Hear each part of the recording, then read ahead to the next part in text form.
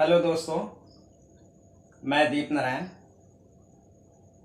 पहले तो हमने अनेकों बार आदरणीय प्रधानमंत्री की राष्ट्र के नाम संबोधन को सुना था, देखा था, लेकिन ये लगता है कि आज का जो राष्ट्र के नाम संबोधन था वो लॉकडाउन और कोरोना डिजास्टर के सवाल पे कम और देश को कैसे गतिशील किया जाए इस पे कुछ ज़्यादा फोकस था।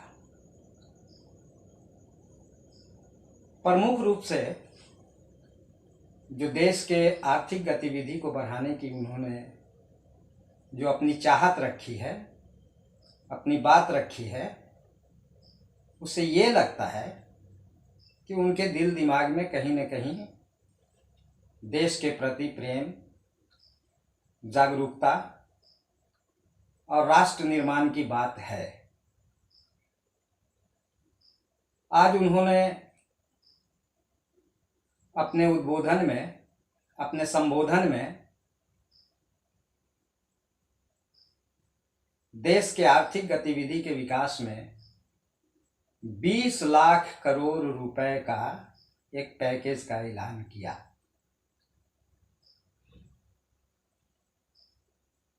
कुछ देर पहले तक उनके इस पैकेज का पूरे देश का बड़े बड़े अर्थशास्त्री, बड़े बड़े पत्रकार एनालिसिस कर रहे थे, रात भर करते रहेंगे, कल दिनों भर करते रहेंगे।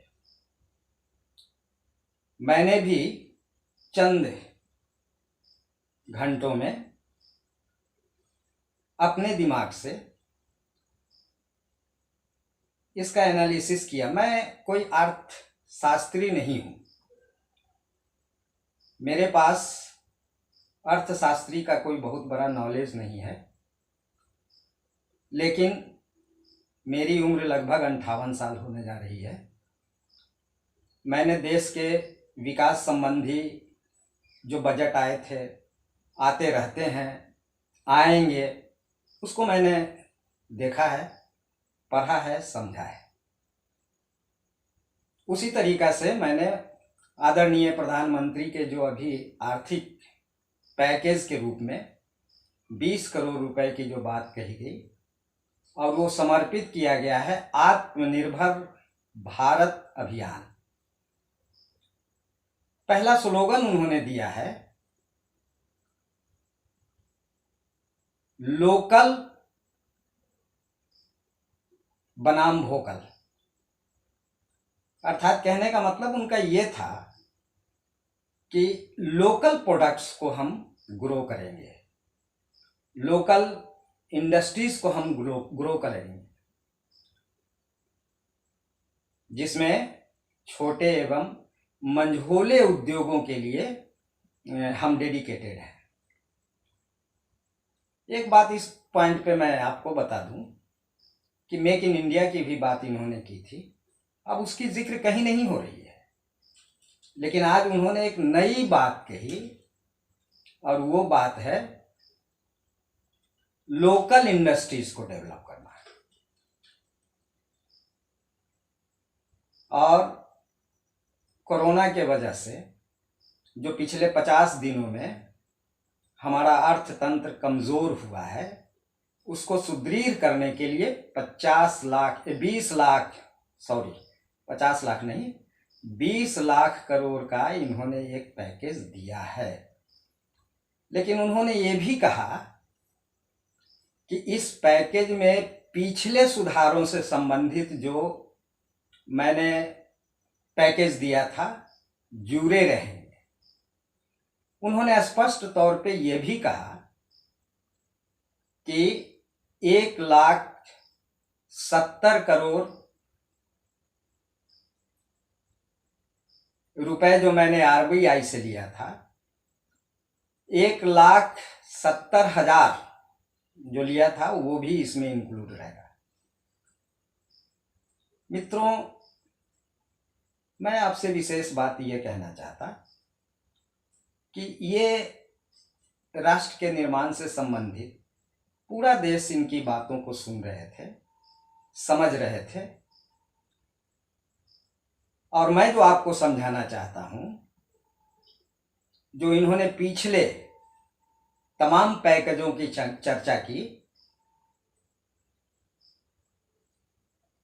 तो थोड़ा डिफरेंस है। हालांकि कई चैनलों पे जो न्यूज़ आ रहे थे वो तो ये कह रहे थे कि अरे तो ये 20 लाख करोड़ रुपए कहाँ से देंगे। कल से जो इन्होंने कहा था कि वित्त मंत्री कल से इसकी सूचना जारी करेगी, तो लोगों का कहना है कि क्या ये नोट छापेंगे, आरबीआई को अधिकार देंगे कि नोट छापा जाए, या नहीं तो देश के आम लोगों से बॉन्ड्स बेचा जाए। पैसे आएंगे कहां से? लेकिन गंभीर विवेचना करने के बाद जो अभी तक, मैं जब तक बोल रहा हूं तब तक की जो बातें आई है वो यही आई है कि ये जो पिछले पैकेजों को इसमें इंक्लूड किया है, ये कहीं न कहीं बहुत बड़ी इनकी बचाव का एक बिंदु है। और वो बचाव का बिंदु जिसमें 1.70 करोड़ रुपए की जो बात आरबीआई से कही इंक्लूड है। और आप सबको मालूम होगा कि पिछले पैकेज में इन्होंने 8 लाख करोड़ आरबीआई को अधिकार दिया था कि आप इंडस्ट्रियलिस्ट लोगों को, कारोबारियों को और उद्योगपतियों को आप लोन दीजिए। शर्त रखा था कि ऐसे ही कारोबारियों को आप राशि मुहैया कराएंगे, लोन देंगे, जो कम से कम 4 से 5 आदमी को रोजगार दे सके। ये जोड़ा था उन्होंने, और ये 8 लाख करोड़ उन्होंने दिया था। और वो बैंकों में पड़े हुए हैं। क्योंकि बैंकों की प्रक्रिया इतनी जटिल है, इतने डॉक्यूमेंट्स की आवश्यकता होती है, फिर लोन रिकवरी की उनकी समस्या होती है, इसलिए अभी तक बैंकों ने कोई हिसाब हमारे सामने अब तक नहीं आई है कि उस 8 करोड़ रुपए का अभी तक बैंकों ने सारे लोगों को लोन दिया कि नहीं दिया, क्या हुए, कैसे दे रहे हैं, कितनों को दिए। तो संभवतः ऐसा लगता है कि 20 लाख करोड़ में 8 लाख करोड़ प्लस होंगे। इस तरीका से 1,70,000 करोड़ और 8 लाख करोड़ को अगर जोड़ दें तो 9,70,000 करोड़ हो जाते हैं। दूसरी जो पैकेज इनकी चल रही है अभी किसानों के लिए, किसानों को यह कहा गया था कि किस्त वाइज आपके अकाउंट्स में पैसे चले जाएंगे। हो भी रहा है जैसे तैसे, कैसे कैसे हो रहा है आप सब लोग अगर इसकी गहराई में जाएंगे तो पता चलेगा। लेकिन 5 लाख करोड़ का ये चल रहा है एक प्रोजेक्ट, एक पैकेज। तो मैंने कहा कि 9,70,000 करोड़ में अगर 5 लाख को हम जोड़ देते हैं तो ये मिला करके सीधे 14,70,000 करोड़ हो जाता है। संभवतः इनकी इरादा यही है कि 20 लाख में, 20 लाख करोड़ रुपए में हम 14,70,000 करोड़ रुपए को माइनस कर लेंगे, तो बचते हैं मात्र 5,30,000 करोड़। देश स्तब्ध है कि 20 लाख करोड़ रुपए का पैकेज आत्मनिर्भर भारत अभियान के लिए ये हो रहा है। प्रधानमंत्री जी ने ये घोषणा की है, बल्ले बल्ले हो जाएंगे। कोरोना में जितने डूबे हैं उससे चौगुना निकल पड़ेंगे। साथियों, अब आपके सामने 5,70,000 1000 करोड़ का बजट बचता है। ये एक विषय मैं यहाँ उद्धृत करना चाह रहा था, मैं आपको बताया। दूसरी बात, जो भाषण इनकी थी, जो संबोधन इनकी थी, ऐसा लग रहा था कि कहीं न कहीं कुछ भारत में होने वाला है। तो चर्चाओं में एक बात तैर रही है कि कोरोना का उत्पादक, कोरोना वायरस का जो उत्पादक देश है वो है चाइना। और चाइना में दुनिया के बहुत सारे उद्योगपति बहुत बड़े बड़े उद्योग लगाए हुए हैं। और ट्रंप की जो हमेशा जो बार बार एक बातें आ रही है, जो सीधा सीधी इशारा तो युद्ध की तरफ कर रही है, लेकिन हम वहां नहीं जाना चाहते। एक बात तो साफ हो रही है कि चाइना में उद्योग सफल नहीं हो सकता है, इसलिए वहां से बहुत सारे उद्योगपति भाग करके आसपास के मुल्कों में आएंगे। तो भारत भी अपना एक बेस बना रहा है कि अगर खुदा न खास्ते चाइना से उद्योगपति अगर आते हैं और वो भारत में बसते हैं तो हमारे यहाँ क्या क्या उनके लिए उपलब्ध है। उन्होंने 4L 4L की बात कही है। पहली बात उन्होंने लैंड, दूसरी बात उन्होंने लेबर, तीसरी बात उन्होंने लॉ कानून, और लिक्विडिटी की बात की है। ये 4L कहीं ना कहीं चाइना से बाहर होने वाले उद्योगपतियों का उद्योग लगाने का जो स्थल होगा। तो भारत एक प्रोजेक्ट रख रहा है, ऐसा लगा प्रधानमंत्री के संबोधन में। हालांकि विशेषज्ञों का कहना है कि ये सब एक कोरी कल्पना है, ऐसा कुछ होने नहीं जा रहा है, चाइना से कोई निकलने नहीं जा रहा है। और खास करके भारत के संदर्भ में तो ये कहा गया कि यहाँ साधारण घरों की बिजली तो भग भुग करते रहती है, वोल्टेज की कमी रहती है, बड़े उद्योग कैसे चलेंगे। भारत की शहरों में लाइनें नहीं रहती है। भारत का विद्युत एसेट्स है, वो एसेट्स ही फेलियर है, तो ये सब संभव तो हो नहीं सकता। ये दूसरे तर्क कि भारत में क्राइम, एक ठेकेदार बढ़िया से रोड नहीं बना सकता है, एक बिल्डर बढ़िया से बिल्डिंग नहीं बना सकता है, एक बिजनेसमैन बढ़िया से बिजनेस नहीं कर सकता है, और वहां दुनिया के दूसरे देश के लोग कैसे आएंगे। तो इस योजना के आधार पर ये बातें फिजूल जैसी लग रही है, ऐसा हमको लग रहा है।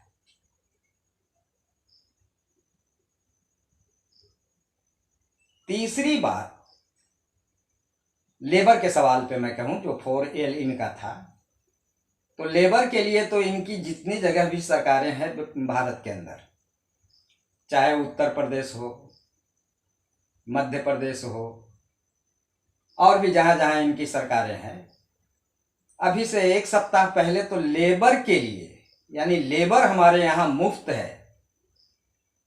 लेबर कानून के 38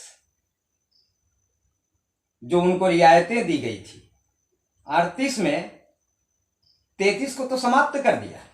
जैसे यूपी में 33 कानूनों को समाप्त कर दिया गया, और भारतीय मीडिया इसको कह रही है कि संशोधन किया गया है। एक्चुअली मजदूरों का हक काटा गया है। ये लेबर को हम सुविधाजनक चाइना से या दुनिया से आने वाले कंपनियों को हम ये रियायत देंगे, ऐसा ये प्रलोभन दिखाना चाह रहे हैं,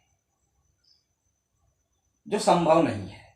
अभी लॉकडाउन है, देश के अंदर कम से कम 8 बड़े ट्रेड यूनियन हैं जो पूरे भारत के प्रत्येक शहरों में और शहरों से होते हुए सेंट्रल तक के आंदोलन करने जा रहे हैं। इनको खूब बढ़िया से मालूम है ये बात, ये मैं नहीं कह रहा, पूरी मीडिया कह रही है पूरे, और इनको भी मालूम है।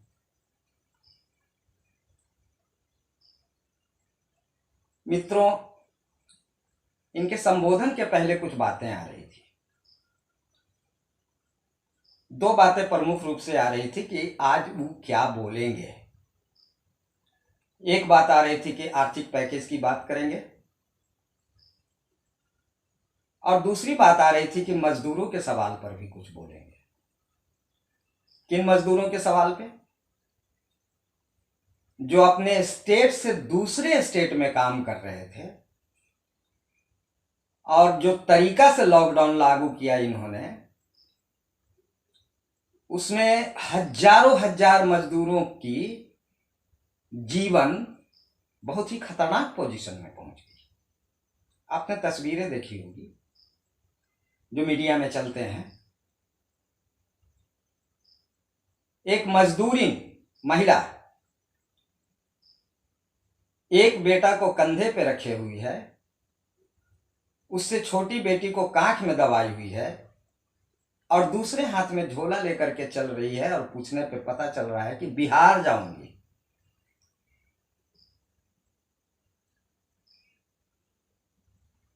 पैर दिखाते हुए मिले मजदूर, छाले पड़े हुए हैं, जूते नहीं हैं, चप्पल टूट गए हैं। और हद तो तब हो गई कि इन्होंने कुछ ट्रेन चालू किया, तो एक ट्रेन आगरा स्टेशन से गुजर के बिहार आने वाली थी। इनका एक ऑफिसर एक मजदूर को लात से मार रहा है। यह है इनका ब्यूरोक्रेट। पता नहीं, बताया गया कि राजस्व विभाग के ऑफिसर हैं, ये पदाधिकारी हैं, लेकिन ट्रेनों में ठीक से चलें इसकी हिदायत देने के लिए उनको रखा गया था, और हिदायत देने में ये लात से मार रहे थे। यह है इनका ब्यूरोक्रेट। और इन ब्यूरोक्रेट पे ये उम्मीद करके चलते हैं कि दुनिया का इंडस्ट्रियलिस्ट लोग आएंगे भारत में।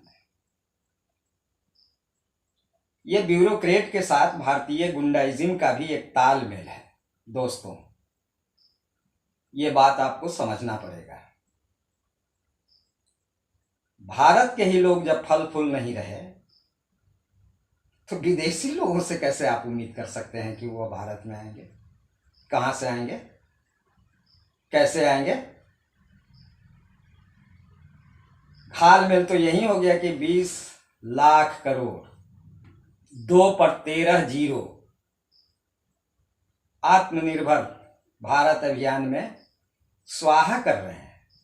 लेकिन जोड़ घटाव करने के बाद पता चल रहा है कि 5,30,000 करोड़ ही ये स्वाहा करने के लिए तैयार हैं, और इसके लिए भी हो सकता है वर्षों लगेगा। पूरा होगा कि नहीं होगा इसकी कोई गारंटी नहीं है। इसलिए मित्रों, मैं आपसे कहना चाहता कि गुमनामी में मत रहिए। बोलने वाले नेताओं की हिंदुस्तान में कमी नहीं रही है आजादी के बाद से लेके अब तक। नए जमाने के लड़कों को लगता है कि मोदी बहुत अच्छा बोलते हैं, इसलिए कि उन्होंने जवाहरलाल नेहरू को बोलते नहीं देखा, श्रीमती गांधी को बोलते नहीं देखा। लेकिन भारतीय प्रधानमंत्री को सब लोग देख रहे हैं, इसलिए सबके जुबान पे है कि बहुत अच्छा बोलते हैं। मित्रों, मुझे उनसे कुछ नहीं कहनी, मुझे आपसे कहनी है कि आप देश को जाने, देश के पॉलिटिक्स को जाने। और ये पॉलिटिक्स आपकी नहीं है, ये मैं कह रहा हूं, दीप नारायण लाल। ये जो पॉलिटिक्स है आपकी कदापि नहीं है। खास करके मजदूर वर्ग से मैं कहना चाहता, झांसे में न रहिए कि कलम वाले मजदूर नहीं होते हैं। कलम वाले ही सबसे सशक्त मजदूर हैं। श्रम बेचना तो अनपढ़ लोगों का काम है, बेच रहे हैं, मजदूर हैं, यथार्थ में मजदूर हैं। लेकिन आप भी मजदूर हैं, ये मिडिल क्लास के लोगों को मैं साफ साफ शब्दों में कहना चाहता। ये आपकी हुकूमत नहीं है। झांसे में रखेंगे आपको, गुलाम बना करके रखेंगे आपको। आपने देखा येदियुरप्पा सीएम को, मजदूरों को लाने के लिए जब गाड़ियां भेजी गई तो वो कह रहे थे कि नहीं, गाड़ियां खाली वापस जाएगी। गाड़ियां मीन्स ट्रेन। इसलिए कि कल के डेट में जब हमारे उद्योग धंधे खुलेंगे तो काम करने वाला कोई नहीं रहेगा। अरे कोई नहीं रहेगा, मरे तुम्हारा उद्योग। मजदूरों को क्या मिलने जा रहा है यार इससे? मजदूर को तो वैसे भी कल मर रहे थे, आज मर रहे हैं, कल भी मरेंगे। सबक तो मजदूरों को सीखना होगा मेरे दोस्तों। राजनीति तुम्हें करना पड़ेगा। अलग बात है कि आज भी आप राजनीति कर रहे हैं, लेकिन वो आप अपने लिए राजनीति नहीं कर रहे, दूसरे लोगों के लिए राजनीति कर रहे हैं। आपके पिताजी भी राजनीति किए, कभी अपने लिए राजनीति नहीं किए, दूसरों के लिए किए, भारतीय कारपोरेट घरानों के लिए किए, भारतीय उद्योगपतियों के लिए किए, भारतीय पूंजीपतियों के लिए किए।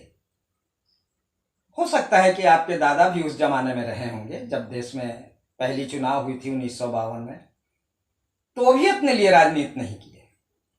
कम से कम मित्रों, बात को समझिए। जरूरत है समझना आपको। आप नहीं समझेंगे, आने वाला जो आपका पुश्त होगा, जनरेशन होगा, वो भी आपसे ज्यादा बदतर स्थिति में जिएगा, बहुत ही खराब दर्दनाक स्थिति में जिएगा। इसलिए मैं आपसे सिर्फ एक बात कहना चाहता हूं कि आप अपने लिए राजनीति कीजिए। मत रहिए राजनीतिक चमचों के फेरे में, मत रहिए नेताओं के लुभावनी वादों में। नहीं तो पिछले 73 सालों से आप रौंदे जा रहे हैं और इसके बाद भी रौंदे जाएंगे। इसलिए आपके सामने विकल्प है, पढ़िए, लिखिए, समझिए। और हम साफ साफ कहते हैं कि आप भगत सिंह के थॉट्स को पढ़ें, भगत सिंह के विचारों को पढ़ें। एक नई रोशनी है वो, एक नई बात है वो। उसके अलावे भी बहुत सारी बातें हैं, लेकिन भगत सिंह के थॉट्स के बाद आपको एक मार्ग, एक रोशनी, एक दिया, एक मोमबत्ती नजर आएगी। इन्हीं सब बातों के साथ मैं आपके सामने उपस्थित हुआ हूं। फिर अगर आप मौका देंगे, हमारी बातें जब आपके दिलो दिमाग पे पड़ेगी, तो हमें लगता है कि आप कहीं न कहीं हमें ढूंढेंगे। और मैं आपके सामने कोशिश करूंगा कि हमेशा उपलब्ध रहूं। इन्हीं बातों के साथ मैं अपनी वक्तव्य को समाप्त करता हूं। नमस्कार।